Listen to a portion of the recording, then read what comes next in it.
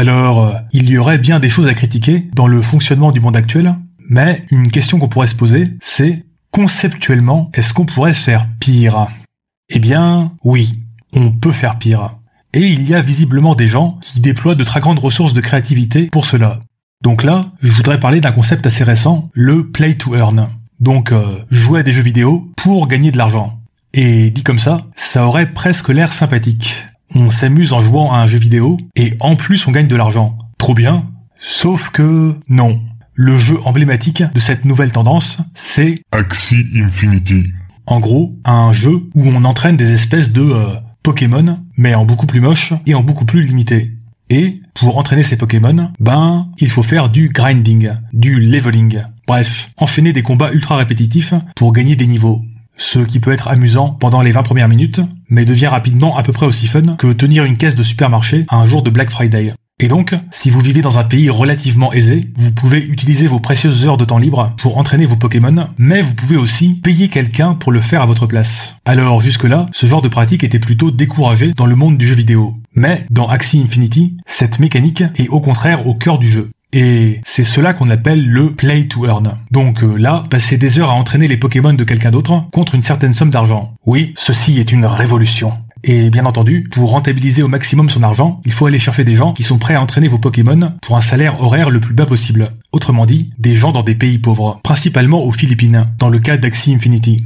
Et c'est pas juste une activité pour se faire un peu d'argent de poche. Comme il est beaucoup plus intéressant de recruter des entraîneurs de Pokémon à plein temps, pour beaucoup de gens, cela devient leur source de revenus principale, qui leur permet de subvenir à leurs besoins de base. Mais pas beaucoup plus que leurs besoins de base, grâce à la magie de la compétition entre joueurs. Ouais, la fameuse race to the bottom. Mais en fait, c'est encore pire que ça. Parce que, pour commencer à jouer, il faut déjà acheter des Pokémon, qui coûtent, en général, plusieurs centaines de dollars. Ce que des joueurs de pays pauvres ne peuvent bien sûr pas se permettre. Du coup, un joueur de pays riche va acheter un Pokémon, va très généreusement le prêter à un joueur du tiers-monde, et va encaisser 50% des bénéfices qu'il génère. Oui, il y a ceux qui jouent pour gagner de l'argent, et il y a aussi les rentiers, qui ont juste eu la chance d'avoir un capital de départ. Et ce fabuleux modèle économique a fait apparaître une caste de petits chefs qui mettent la pression à leurs à leurs joueurs bénévoles du tiers-monde pour qu'ils rentabilisent bien l'achat de leurs Pokémon. Et pour couronner le tout cela se fait avec un enrobage particulièrement mièvre et écœurant. Par exemple, la monnaie interne du jeu s'appelle SLP, pour Smooth Love Potion, que l'on pourrait traduire par potion d'amour sensuelle.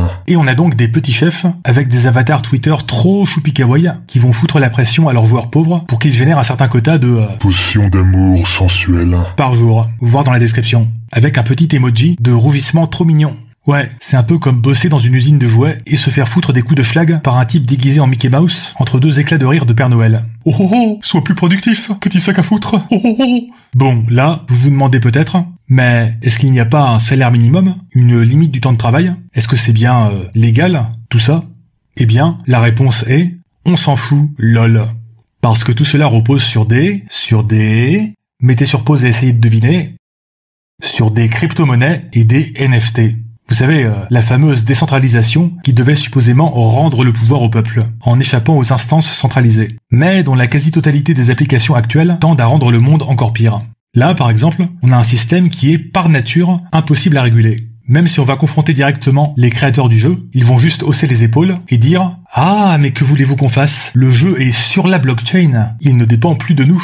En fait, là, on a utilisé la technologie pour enfin réaliser un vieux fantasme libertarien, naturaliser le capitalisme. Beaucoup de gens aiment présenter les lois du marché comme des espèces de lois de la physique, en niant leur aspect politique. En gros, à un moment donné, des humains ont décidé qu'on allait fonctionner comme ça, mais on pourrait fonctionner différemment, au moins un petit peu. Mais là, grâce à la blockchain, ça devient vraiment une sorte de loi de la physique, sur laquelle aucune régulation ne peut avoir prise. Bon, là, on a parlé du côté dystopique du bidule, mais la cerise sur le gâteau, c'est son côté absurde. Oui, complètement absurde. Parce que les joueurs esclaves qui passent 12 heures par jour à entraîner des crypto-Pokémon moches, là, ultimement, ils ne font que modifier la valeur de quelques variables dans un jeu vidéo, qu'on pourrait techniquement changer en 2 clics. Autrement dit, là, on n'est même pas dans le cas d'une usine de smartphones ou de chaussures de sport, qui produit des trucs concrets. On paye des gens une misère pour effectuer une tâche qui est totalement, intégralement inutile. C'est comme si on les payait pour creuser et reboucher des trous, à l'infini. Et même en acceptant la plupart des prémices très discutables de ce type de jeu, voilà comment il aurait pu fonctionner différemment. Les joueurs riches payent pour faire gagner des niveaux à leurs Pokémon, Le jeu augmente le niveau de leurs Pokémon automatiquement, juste en modifiant quelques variables informatiques, avec éventuellement un petit délai, et l'argent est reversé à des programmes de charité dans des pays pauvres, ou pour financer l'éducation, ou ce que vous voulez. Là, on aurait quasiment la même chose. Des gens aisés qui payent pour booster les statistiques de leurs Pokémon, des gens pauvres qui touchent de l'argent. La seule différence, c'est que là, ces gens pauvres n'auraient pas à passer leur journée à effectuer des combats de Pokémon ultra répétitifs et aliénants pour gagner la dite somme d'argent.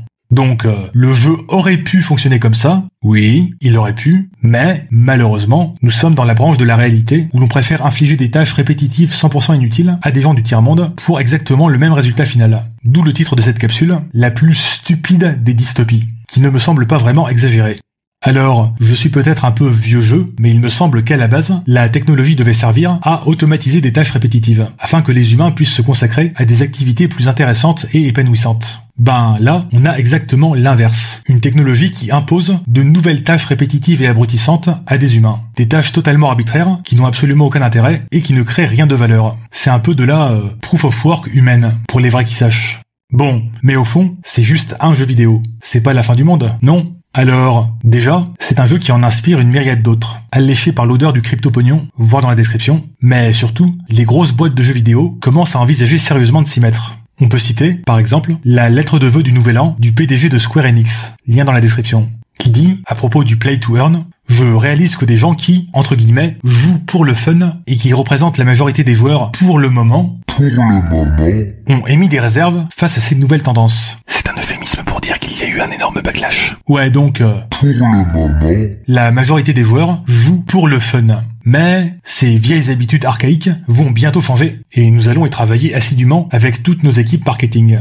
Ah là là, tous ces ringards qui jouent encore pour le fun en 2022. N'ont-ils donc pas compris que le play to earn, c'est le futur ?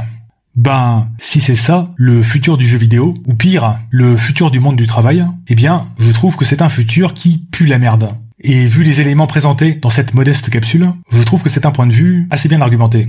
Alors, que pensez-vous de tout ça ? N'hésitez pas à le dire en commentaire.